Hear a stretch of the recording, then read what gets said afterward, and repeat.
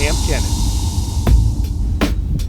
What's going on, everybody? Kenan here, hanging out with my Sulcata Tortoises. It is January, and that means the breeding and leg laying season is about to begin. So I'm pretty excited. Actually, it's almost February. These guys are interesting. In years past, my females would start laying end of November and December. And for the last couple of years, they've been kind of getting more into the later or earlier part of the new year. So it's kind of interesting. But that being said, they're extremely fun, extremely fertile. Here's some of them there. There's a nice female there. There's big old Lumpy, another young lady. But the reason I'm talking to you guys today is because we have some activity happening. Right now, I'm keeping them in the small area as we're going to get another cold snap coming. But I wanted to show you what to look for. Here's some telltale signs that tortoises are nesting or starting to nest. I noticed this yesterday, so I thought, what female will it be? Not her. How about this young lady right here? She is starting to nest, and this is how you can tell. They get antsy, they pace around their enclosure, they'll start digging test nests, and they start to excavate a lot of soil.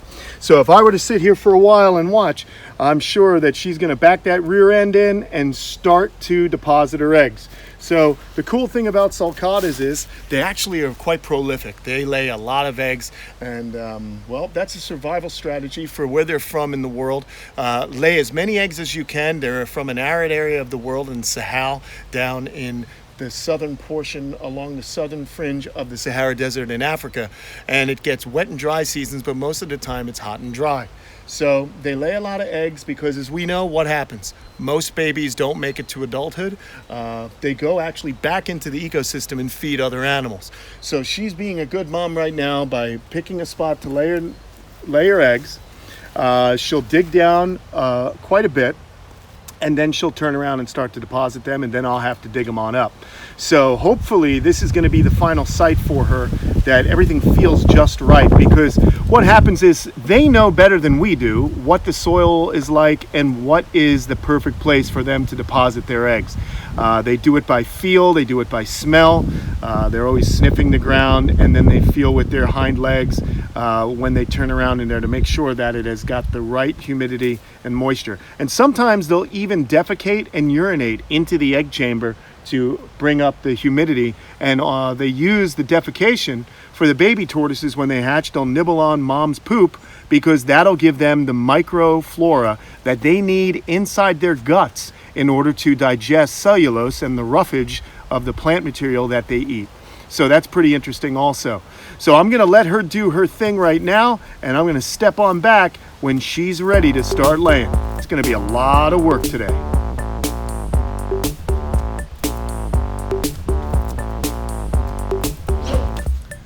Okay, hold on one second.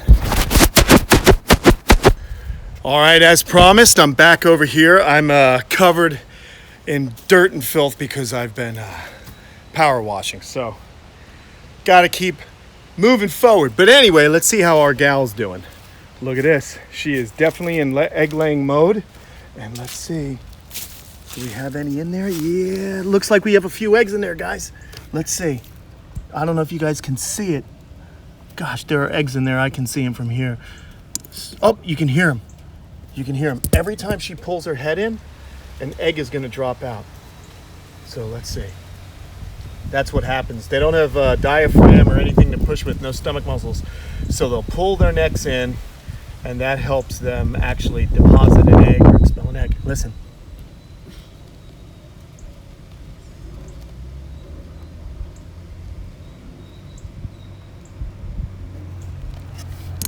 There it is. All right, so cool. And this female usually lays between 18 and 24 eggs, and she definitely nests a few times a year. Sulcatas can nest up to 5 times a year. So one tortoise can lay over the course of a season about 100 eggs. So that's incredible. I have 8 females in this enclosure and a few others elsewhere. There goes another egg. So many people wonder if we should breed sulcatas, and I personally feel that, maybe we should.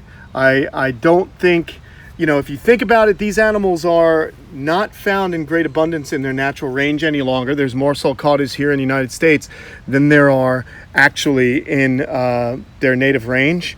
And I kind of feel like that's a plus. I mean, if there's no incentive to breed these animals, then they will have no value. And sadly, they'll just eat them up, or they'll just, go extinct. So it's a touchy subject because, there are a lot of people who claim that sulcatas are abandoned. Yet in my area of the world, just here where I live, so many people have them and love them. And if we look at it in the way of in nature, maybe 1% of these babies survive anyhow. So it's a double-edged sword. Do we not breed them because we're afraid they're going to be hurt? Well, if we don't breed them, they disappear. And if we do breed them, some are not going to find the best homes. Some people are going to buy them and get bored of them. That's why I always stress keeping these animals in southern states, unless you can truly give them a large indoor area with proper UVB lighting.